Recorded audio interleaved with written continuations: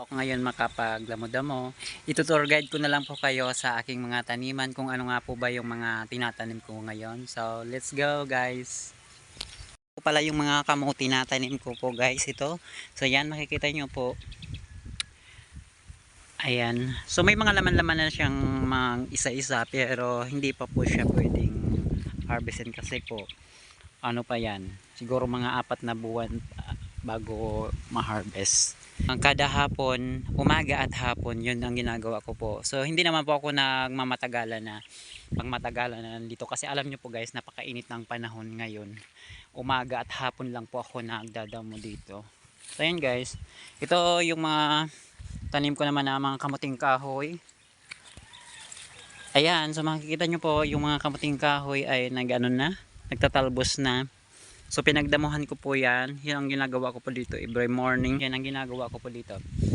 At guys, yan yung mga halaman ko dito. Ayan. Oh.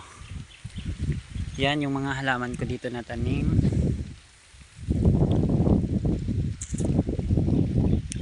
Ayan, mayroong malunggay. Tsaka ito may mga pinatubo ako na sitaw. Syempre guys, ito yung siling matagal na to dito, ilang buwan na to dito.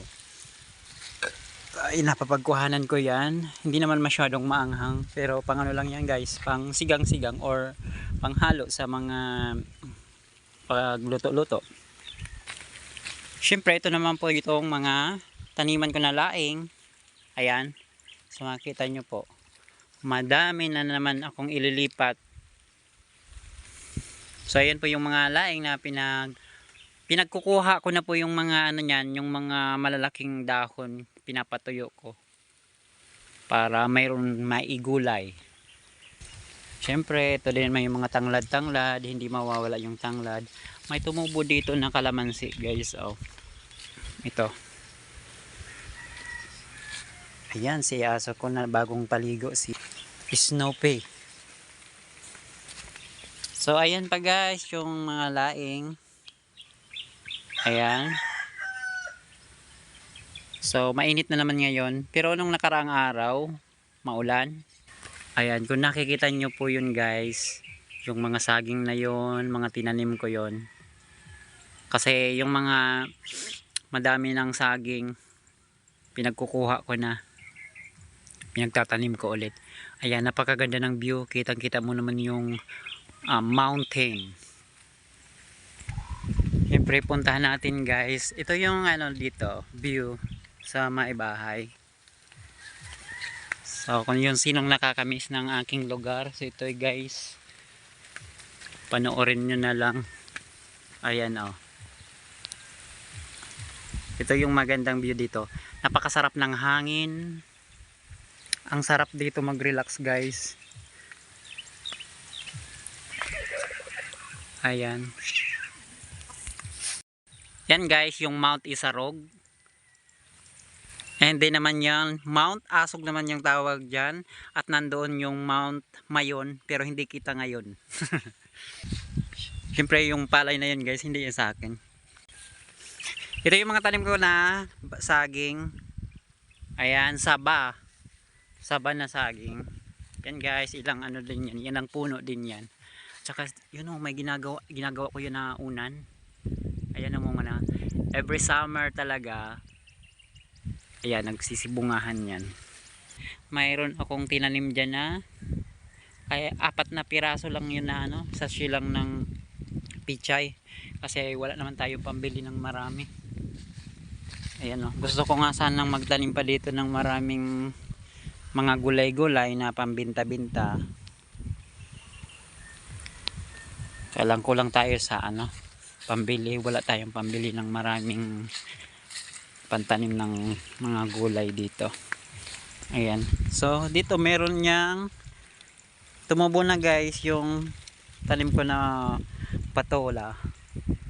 Diyan meron dyan na upo. Iwan ko kung tumubo pa yung, baka expired na. Ito, ayan ay kailangan pala nito ng mataas na pagapangan. kailangan may gapangan siya na mataas. Lalagyan ko na siya ng ano, ng kawayan. So ito nga, katulad niyan, ginagawa ko niyan, linalagyan ko talaga ng kawayan para diyan siya gumapang. Ayan. Ayan. So, yan, nakikita nyo yun guys. Meron po ba sa inyo na ganyan na mga bunga? Ayan. So, pag matigas na naman yan, kukunin ko yan kasi gagawin kong unan. Ito yung mga kamuting kahoy dito, oh. So, dito yan, dito sa may kabila. Ayan.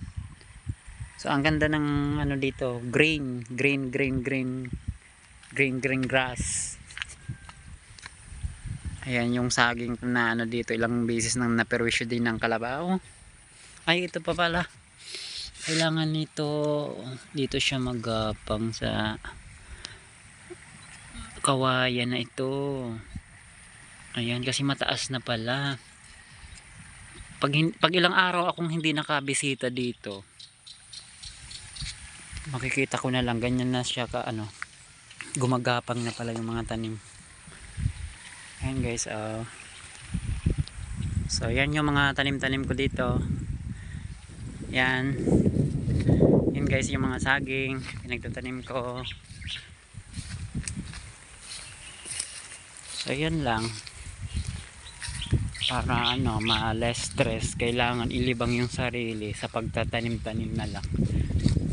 Meron naman sampalok dito. Ayan, may bunga tayong sampalok dito, pero napakaasim kasi nito. Kailangan na lang nito dun sa mga niluluto. Ayan, oh. So maraming sampalok dito. Kaya naman balimbing, wala pa siyang bunga, so malapit ng bulaklak. Tsaka yun, star apple. Tsaka yun, mga dragon fruit na tinanim ko yan guys, dyan dati sa pinagtirahan ko. Tsaka yan, meron tayong pomelo. Look ba ng tawag dito sa amin. So yan, napaka-presko dito, pero sa ibang lugar napakainit. Walang puno kasi sa mga ano, dito may mga puno-puno pa rin. So yan. Ayan yung mga tanim-tanim ko pa, merong libas, kamuting kahoy, tanglad or lemongrass. May mga layang-layang pa dito. Ayan guys, yung mga tanim ko dito. So yan na lang guys, update ko na lang po kayo next time pag meron po tayong load. Maraming salamat po and thank you for watching.